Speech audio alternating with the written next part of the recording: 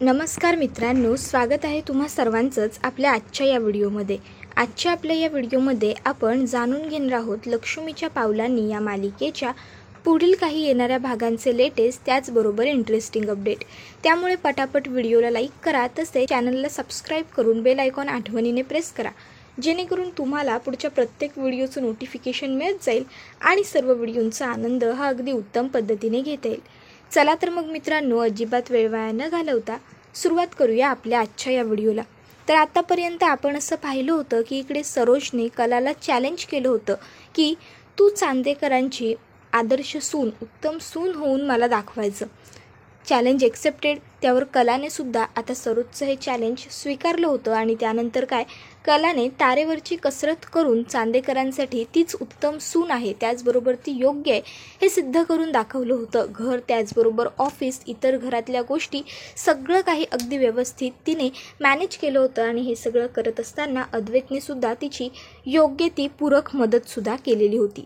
त्यानंतर आता इथे आपण पाहतो की सरोजच्या लक्षात ही गोष्ट आलेली असते की आपल्या मुलासाठी आपल्या सुनेपेक्षा जास्त चांगली मुलगी भेटणं शक्य नाही. उलट बरं झालं की नयनाबरोबर अद्वैतचं लग्न झालं नाही, कारण नयना ही मुलगी कशी आहे हे तर आता घरातल्या सगळ्यांनाच माहिती पडलेलं आहे. कारण नयना ही नेहमीच खोटं बोलत असते, नाटकी करत असते आणि कला ही जरी कुठल्या गोष्टीत अडकत असेल तरीसुद्धा ती कधी खोटं बोलत नाही, ती खरं बोलते आणि तिथून वेळ पुढे काढून घेऊन जाते. तर आता अद्वैत आणि कलाचे 6 महिने काउन्सिलिंगचे पूर्ण झालेले असतात.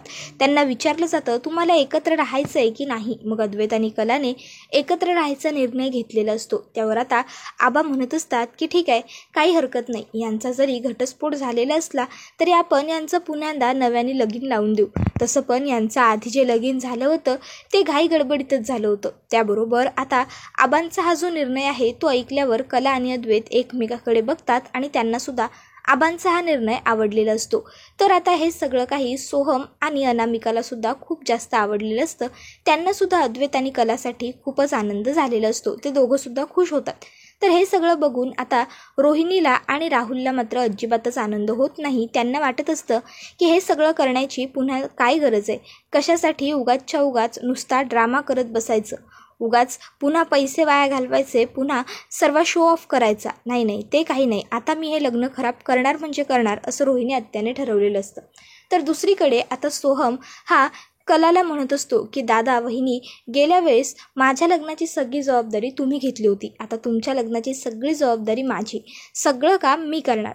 तर इकडे आता अद्वैत हा त्याला म्हणत असतो की हो, तुला जे हवं आहे, जसं हवं आहे ते सगळं तू तसं तुझ्या हिशोबाने करून घे. त्यानंतर आपण इथे पाहतो की अद्वैतला वाटतं नाही, सगळं ठीक आहे, पण अजूनही आपण आपलं प्रेम कुठे व्यक्त केलं आहे, काहीतरी जरा वेगळं आणि फिल्मी करायला हवं. मग अद्वैत हा कलाला सगळ्या घरातल्यांच्या समोर लग्नासाठी विचारतो, ते सुद्धा अगदी गुडघ्यावर बसून फिल्मी स्टाईलमध्ये.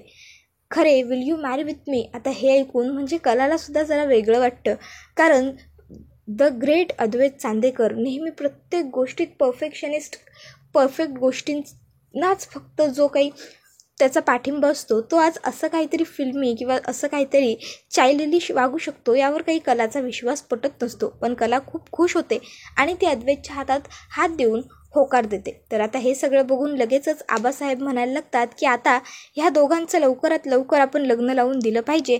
नाही म्हणजे काय आहे, आत्ता यांचा मूड चांगला आहे, तोपर्यंत एकमेकाबरोबर प्रेमाने बोलतील आणि पुन्हा नव्याने जाऊन भांडायला लागतील. त्याबरोबर आता इथे अद्वैत आणि कलाचं संगीत फंक्शन असतं. संगीत फंक्शनमध्ये जरा जरा दिवानापण, जरा जरा मिठी चुबन, जरा इशाऱ्यांची, जरा शहाळ्यांची, चाहूल आहे ही पहिल्याच प्रेमाची, ह्या गाण्यावरती दोघंजणं छान डान्स करतात. डान्स अगदी एक नंबर करतात दोघंजणं. त्यानंतर आता डान्स करण्याची वेळ येते अनामिका आणि सोहमची. अनामिका आणि सोहम हे सुद्धा स्टेजवरती छान डान्स परफॉर्मन्स करतात. एक एक करून सगळ्याजण डान्स करून झाल्याच्या नंतर आता दुसऱ्या दिवशी प्रोग्राम असतो, तो म्हणजे मेहंदीचा. आता मेहंदीसाठी कलाच्या माहेरचे सुद्धा आलेले असतात, संगीतसाठी सुद्धा आलेले असतात. पण मेहंदीसाठी ज्यावेळेस कलाच्या घरचे आलेले असतात त्यावेळेस त्यांच्याबरोबर काजलसुद्धा आलेली असते. काजल ही कलाच्या संगीतला आलेली नसते, कारण कॉलेजला तिची परीक्षा असते आणि शेवटचा पेपर देऊन ती थेट आता कलाच्या सासरी आलेली असते. आता कला ही तिच्या पेपरची चौकशी करते. काजल सांगते 1 नंबर पेपर गेलाय तायडे, काही टेन्शनच नाही आहे. मी खूप खुश आहे पेपरनंतर. पेपर सगळे छान गेलेत. आता काजल ही जुनं सगळं काही विसरून गेलेली असते, सोहमला विसरून गेलेली असते. आता अर्थात जरी ती विसरली नसली तरीसुद्धा ती आता हे भासवत असते की तिला आता काही फरक पडत नाही आहे, ती मूव ऑन झालेली आहे. पण काजलला एवढं मूव ऑन झालेलं बघून सोहमला मात्र जरा नाराजी वाटते. तो खोलीमध्ये येतो आणि एकटाच काजलचा फोटो बघत बसलेला असतो आणि त्या फोटोकडे बघत तो म्हणत असतो, काजल, माझं चुकलं, I am really very sorry. तुला शिक्षा देण्याच्या नादामध्ये मी स्वतःलाच किती मोठी शिक्षा करून घेतली आहे ना, हे माझं मलाच काही कळत नाही आहे. अगं, तू मला प्रत्येक गोष्टीत अप्रिशिएट करायचीस, प्रत्येक गोष्टीत माझी साथ द्यायला तयार असायचीस. आणि अनामिकाला मी काहीच वाटत नाही. तिला वाटतं की मी एक फूल आहे. तिला वाटतं की मी बाहेर हॉलमध्ये असलेल्या फ्लॉवर पॉटपेक्षाही कमी महत्त्वाचं आहे. इतक्यात त्या ठिकाणी अनामिका आलेली असते. आता अनामिका ही पटकन दार उघडते आणि म्हणते, सोहू तुला. त्याबरोबर पटकन सोहम त्याच्या मोबाईलवरचा काजलचा फोटो कट करतो. अनामिका पुढे येते आणि सोहमला विचारते, सोहू काय झालं, काय बघतोयस तू आणि माझ्यापासून का लपवतोयस? सोहम म्हणतो, नाही काही नाही, तू काय सांगायला आली होतीस, बोल पटकन. अनामिका म्हणते, तुला बाहेर बोलावलं आईंनी. त्याबरोबर सोहम बाहेर येतो. आता लगेचच रजनी त्याला म्हणत असते, सोहम, अरे आज आम्हा बायकांचा दिवस आहे, आज आम्ही मेहंदी पाडायची असते, तुझं काय, तू बघ ना जरा, कोणाला काही हवंय नकोय बघ जरा. त्याबरोबर सोहम म्हणतो, हो चालेल, नाही मी बघतो. आता सोहम हा कोणाला काय हवंय नकोय सगळं बघत असतो, कारण घरातल्या सगळ्याच लेडीजने मेहंदी पाडलेली असते आणि घरात जे पाहुणे आलेले असतात ते त्यांचीच स्वतःचे गेस्ट असतात. त्यामुळे त्यांची काळजी घेणं हे घरातल्या माणसांचंच कर्तव्य असतं आणि त्यामुळे सोहम ते व्यवस्थित पार पाडत देखील असतो. तर आता इथे काजल ही मेहंदी पाडणाऱ्या मुलीला सांगत असते की ताई, आमच्या कलाताईच्या हातावर आमच्या दाजींचं नाव लिहा आणि नाव जरा दडवून लिहा. असं लिहाल ना की ते दाजींना ओळखता नाही आलं पाहिजे, हो ना? त्याबरोबर लगेचच कला म्हणत असते, काजी गुंड्या काय आहे तुझं हे सगळं? त्यावर काजल म्हणत असते, अरे काय म्हणजे काय, तुझ्या लग्नाची माझी खूप इच्छा अपूर्ण राहिली होती. तुझं लग्न घाई गडबडीत झाल्यामुळे, पण आता नाही, आता मी माझी प्रत्येक इच्छा पूर्ण करून घेणार आहे. दाजी तुम्हाला चालेल ना? अद्वैत म्हणतो, तुला जे करायचं आहे ते तू कर, माझी काहीच हरकत नाही आहे. तर आता इथे सोहमला मात्र काजलला एवढं खुश बघून नाराज वाटत असतं. त्याला कळत नसतं की ही मुलगी इतक्या लवकर सगळं काही कसं विसरून जाऊ शकते. आता मनातून काजलसुद्धा काहीच विसरलेली नसते. सोहम आणि अनामिकाला सतत एकत्र बघून तिलासुद्धा मनातून खूप वाईट वाटत असतं. ती पूर्ण तुटत असते, पण तरी आपल्या बहिणीच्या आनंदामुळे ती स्वतःचं दुःख लपवण्याची ताकद तिच्यात येते आणि तिथे सगळं करून टाकते. पण इथे सोहमला मात्र हे सगळं काही जमत नसतं. आता राहुलला ह्या आनंदाच्या क्षणामध्ये आपण काहीतरी मिठाचा खडा टाकायचा असं सतत वाटत असतं, पण तो कसा आणि काय हे काही त्याला कळत नसतं. तर दुसरीकडे आता पुढे संगीत सेरेमनी, मेहंदी सेरेमनी पूर्ण झाल्यानंतर हळद समारंभाची वेळ आलेली असते. पण आता अद्वैत हा कलाला आपण स्वतः मंगळसूत्र डिझाईन करायचं असा विचार करतो. म्हणजे तसं तर आबासाहेबांनी चांदेकर ज्वेलर्समधलं जे बेस्ट कलेक्शन आहे त्यातलं मंगळसूत्र मागवलेलं असतं, पण अद्वैतला वाटतं की नाही, जे बेस्ट कलेक्शन आहे ते तर इतर बायकांकडेही असणार आहे, म्हणजे जरी रेअर असलं तरीसुद्धा असणारच आहे. नाही, माझ्या बायकोकडे असं मंगळसूत्र असलं पाहिजे की ते फक्त आणि फक्त तिच्याकडेच असेल, इतर कोणाकडेही नाही. मग आता असा विचार जर अद्वैतच्या मनात आलेला आहे तर आता अद्वैत हा घराच्या बाहेर पडत असतो. आबा हे अद्वैतला सांगतात की अरे अद्वैत, असं घराच्या बाहेर पडायचं नाही बाळा, लग्न आता ठरलंय तुझं. त्यावर अद्वैत सांगतो, आबा मी थोड्या वेळात येतो आणि अजून हळद लागायची आहे, हळद लागायला वेळ आहे, तोपर्यंत मी जाऊन येतो. आता अद्वैतने असं म्हटल्यामुळे आबांकडेही काही पर्याय उरत नाही. ते म्हणतात की ठीक आहे, तू जाऊन ये. तर आता घरामध्ये छान सगळी लग्नाची तयारी सुरू असते, लगबग सुरू असते. काजलसुद्धा घरात सगळ्यांना व्यवस्थित मदत वगैरे करत असते. आता काजल आणि अंजू या दोघीजणी सगळ्यांसाठी स्वीट सर्व करत असतात. इतक्यात त्या ठिकाणी सोहम आलेला असतो. अंजली ही सोहमला म्हणते, दादा मला ना जरा तो वरचा डबा काढून द्याल काय, माझा हात जात नाही आहे. सोहम म्हणतो, हो ठीक आहे, देतो ना. आणि मग आता अंजली ही तिकडनं बाजूला जाते. आता इतक्यात काजल ही त्या ठिकाणी असते, पण आता काजलला सोहमबरोबर बोलायचं नसतं, त्यामुळे ती काही त्याला रिप्लाय करत नसते. ती गुपचूप आपलं आपलं काम करत असते. इतक्यात त्या ठिकाणी अनामिका येते. आता अनामिका ही काजलबरोबर बोलायला लागते. काजल अनामिकाला अजिबात ह्या गोष्टीचं भाससुद्धा होऊ देत नाही की यापूर्वी सोहम आणि काजल हे दोघंही एकमेकांना आवडायचे. उलट ते अनामिकाबरोबर खूप चांगलं आणि व्यवस्थित पद्धतीने बोलते. हे बघून सोहमला वाटतं की ही एवढी कूल कसं बोलू शकते.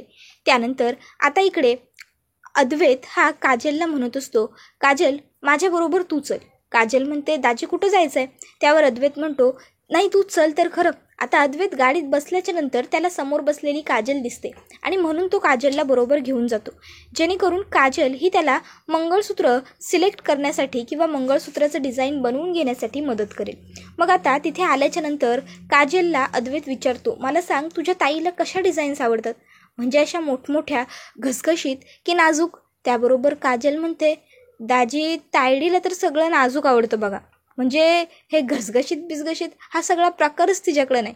तिला ते म्हणतात ना लेटेस्ट नाजूक तसलं सगळं आवडतं.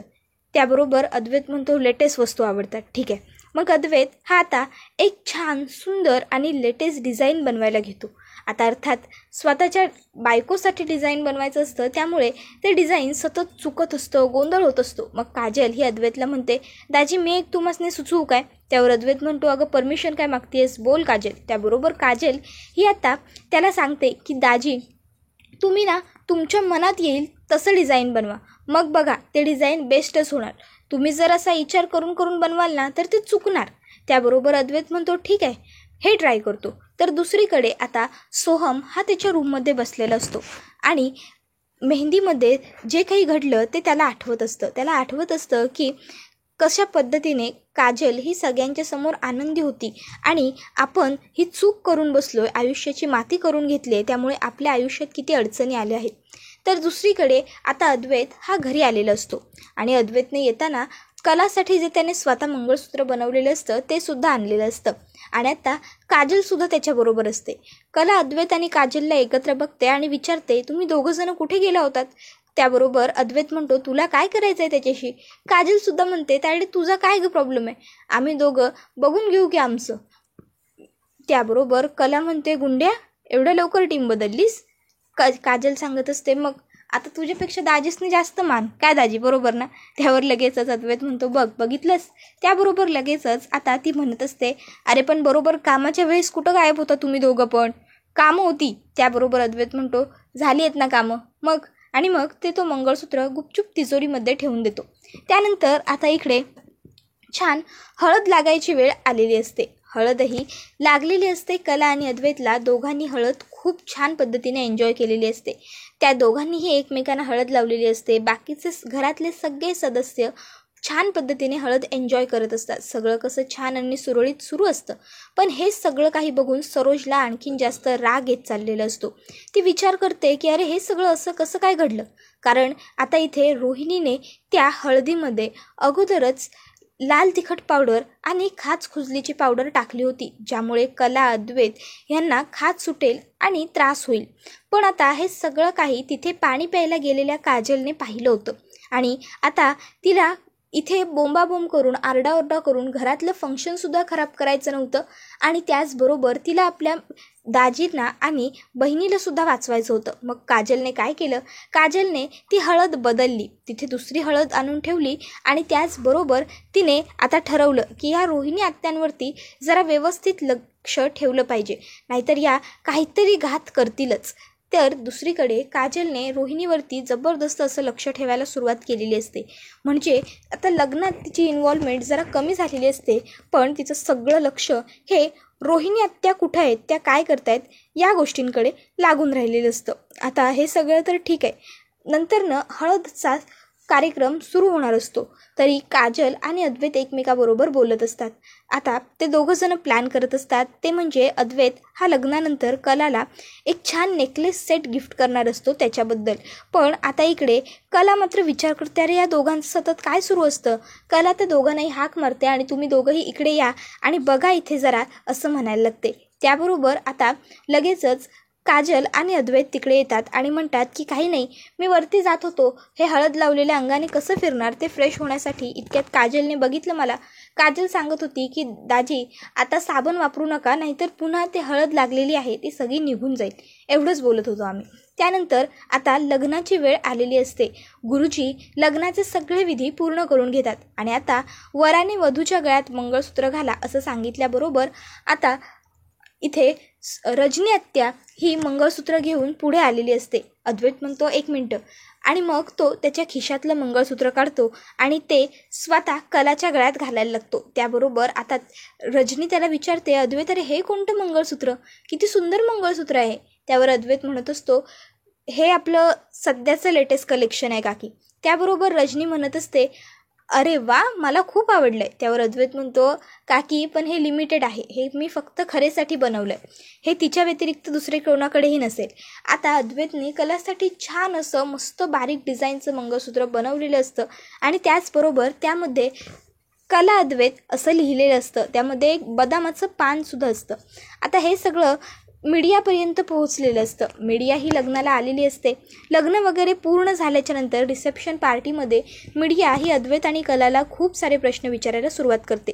तुमचं दोघांचं ते लग्न अगोदर झालं होतं ना, मग पुन्हा तुम्ही लग्न का करताय, आणि हे जे स्पेशल मंगळसूत्र आहे याबद्दल तुम्ही आम्हाला काय सांगाल वगैरे.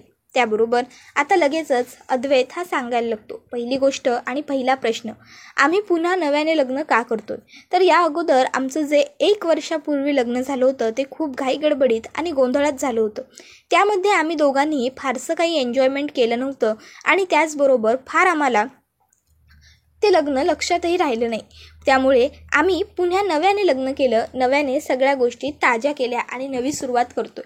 आणि राहिला प्रश्न मंगळसूत्राचा, तर हे मंगळसूत्र मी माझ्या बायकोसाठी स्वतः डिझाईन केलेलं आहे. माझी बायको ही एक उत्तम डिझायनर आहे, त्यामुळे तिच्यासाठी मी स्वतः डिझाईन केलेल्या मंगळसूत्रापेक्षा आणखीन उत्तम मंगळसूत्र किंवा गिफ्ट आणखीन दुसरं कोणतंही नसेल.